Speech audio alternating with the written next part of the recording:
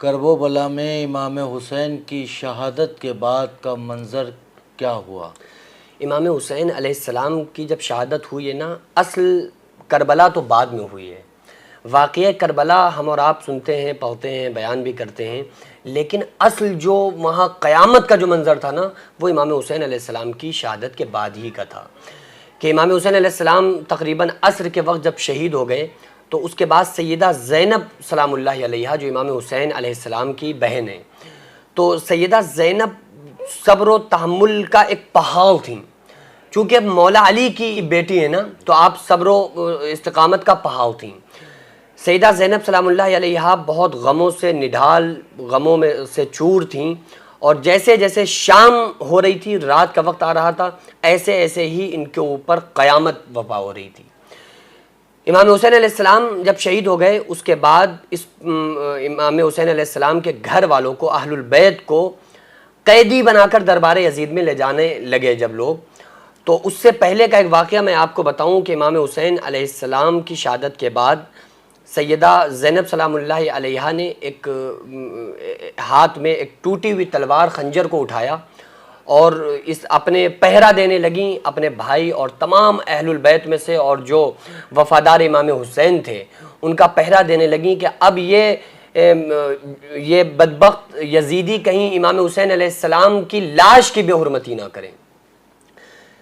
تو سامنے سے کسی کے آنے کی آہٹ محسوس کی، تو سیدہ زینب سلام اللہ علیہا نے فرمایا کہ کون ہو، وہیں رک جاؤ، اب میرے قریب مت آنا، اب کیا لینے آئے ہو میرے پاس؟ جو کچھ زیورات تھے وہ تم لے چکے ہو، ہمارے علی اصغر کو لے چکے ہو، امام علی اکبر شہید ہو چکے ہیں، امام حسین علیہ السلام شہید ہو چکے ہیں، اب میرے پاس دینے کے لیے کوئی چیز باقی نہیں ہے، اب کیوں ادھر آ رہے ہو؟ تو آواز آئی کہ میں کوئی مرد نہیں، میں ایک عورت ہوں اور میں حر کی بیوی ہوں۔ تو سیدہ زینب نے فرمایا کہ بتاؤ کیا کرنے آئی ہو؟ تو اس نے وہ پانی لے کر آئی کہ یہ پانی آپ پی لیجئے، بہت 3 دن سے آپ بھوکی ہیں، پیاسی ہیں، چھوٹے چھوٹے بچے ہیں، اور آپ کو یہاں سے اب دربار یزید میں لے جایا جائے گا، تو اس لیے آپ تھوڑا سا پانی پی لیجئے۔ تو سیدہ زینب فرمانے لگیں کہ اے حر کی بیوی، اب مجھے اس پانی کی کوئی ضرورت نہیں، میں کون سے دل سے وہ پانی پیوں جس پانی کو حضرت سیدنا امام علی اصغر علیہ السلام شہید ہو گئے،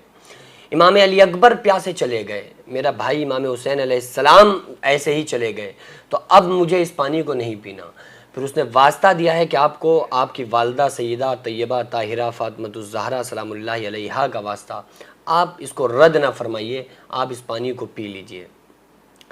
آپ نے پانی لیا اور فرمانے لگیں کہ ہمارے نانا صلی اللہ علیہ وآلہ وسلم کی حدیث ہے کہ پہلے چھوٹوں کو پلاؤ، بعد میں خود پیو۔ تو آپ نے حضرت سیدہ سکینہ سلام اللہ علیہا کو بلایا اور وہ پانی ان کو دیا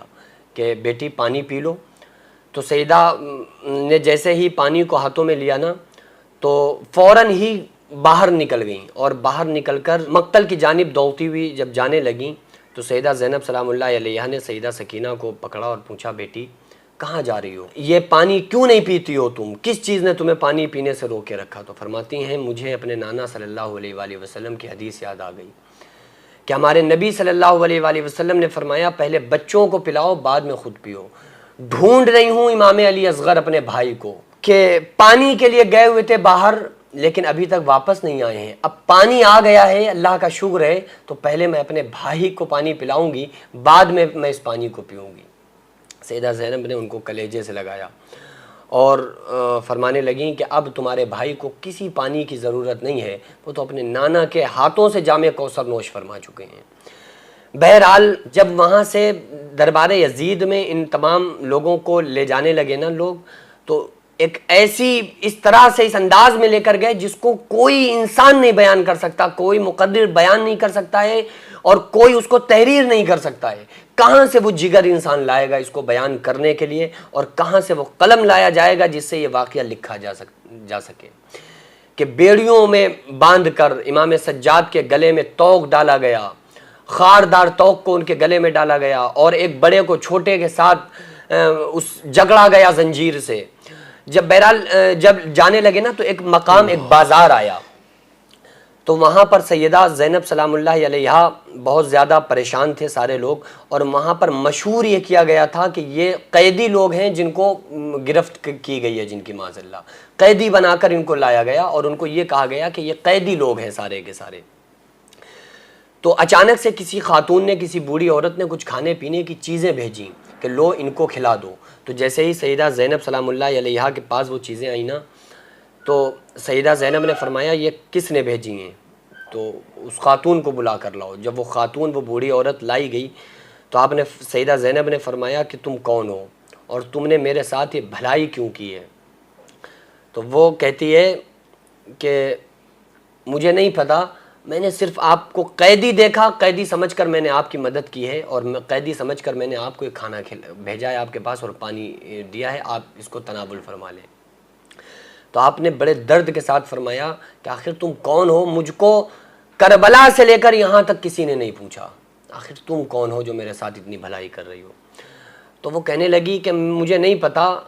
کہ میں آپ کے ساتھ بھلائی کیوں کر رہی ہوں، لیکن مجھے اپنی مخدومہ کا قول یاد آ گیا۔ جب میں نوجوان تھی اور بچپن سے لے کر جوانی کے حالت تک میں مدینہ میں سیدہ طیبہ طاہرہ فاطمۃ الزہرا سلام اللہ علیہا کے یہاں نوکری کیا کرتی تھی،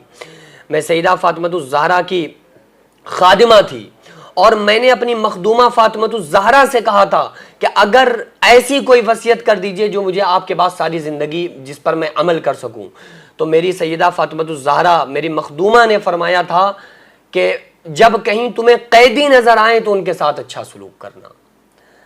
تو میں نے دیکھا ہے کہ آپ قیدی ہیں تو میں نے آپ کے ساتھ اچھا سلوک کیا ہے۔ سیدہ زینب نے فرمایا میرے پاس تمہیں دینے کے لیے کوئی چیز موجود نہیں ہے یہاں پہ، میں خود بڑا پریشانی کی حالت میں ہوں، اور میرے پاس کچھ ایسا نہیں ہے جو میں تمہیں دے سکوں، تو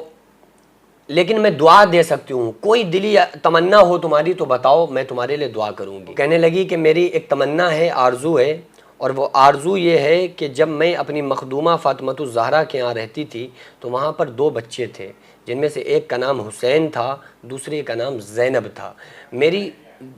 تمنا یہ ہے کہ اللہ تعالیٰ مجھے ان کی زیارت کرا دے۔ تو سیدہ زینب سلام اللہ علیہ نے فرمایا کہ اے عورت تیری دعا قبول ہو گئی، کہ جس کا سر نیزے پر دیکھ رہی ہے یہی امام حسین ہے، اور جس کو اللہ تو قیدی سمجھ رہی ہے یہی سیدہ زینب سلام اللہ علیہا ہیں۔